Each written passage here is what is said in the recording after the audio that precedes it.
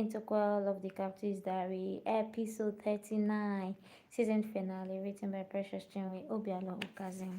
So let's get straight into our next episode. Shapali, Shapali.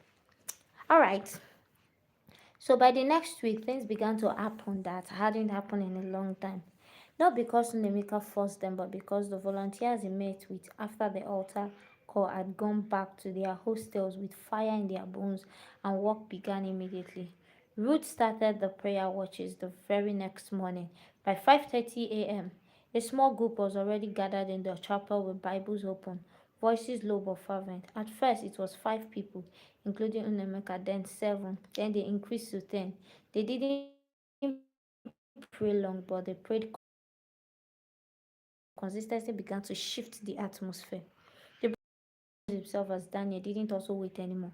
He announced the discipleship class on the fellowship WhatsApp group that night, and on Thursday he found 22 people in attendance. Sarah designed new flyers in one night, beautiful and clean, then created written content. By Friday, fellowship group chat looked different, no longer quiet and boring.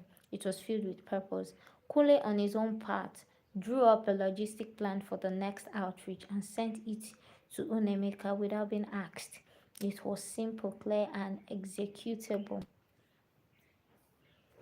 When Emeka sat in his room that night with his phone in his hand, scrolling through the messages and reports coming in, and for the first time since he became pregnant, he didn't feel like he was dragging the fellowship. He felt like he was leading it.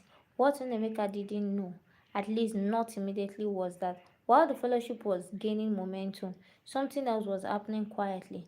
Mama P had not been idle. Neither had some of the executives who felt displaced by the new structure.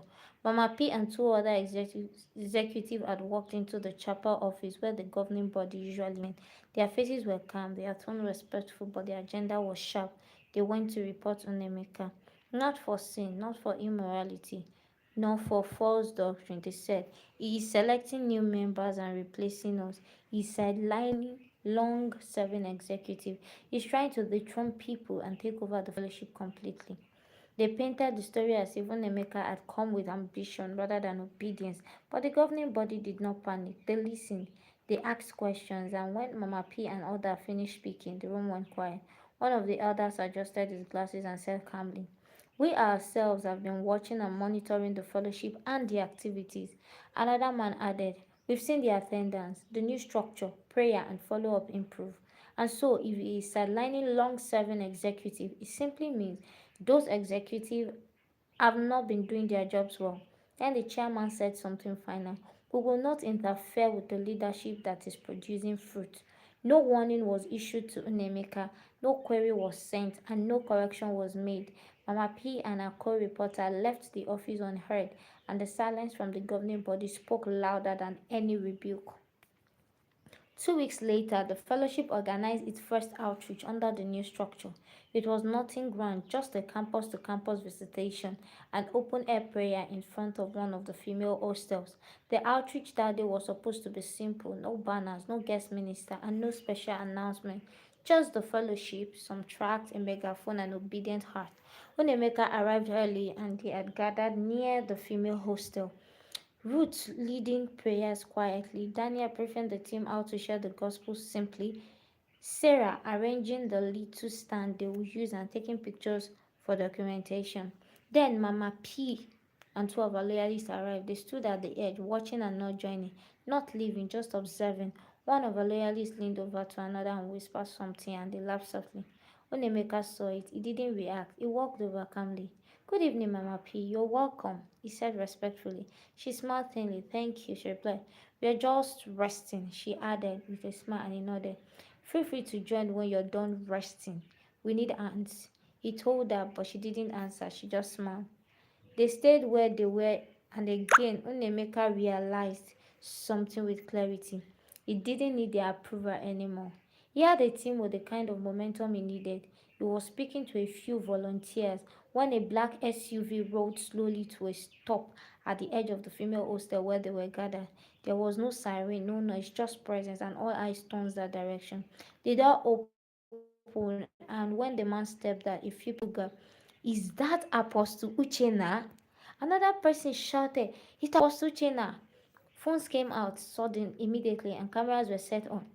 Because Uchenna wasn't just known in Potter's Place, he was known on campuses, in conferences, on radio and YouTube clips, as well as all the social media platforms.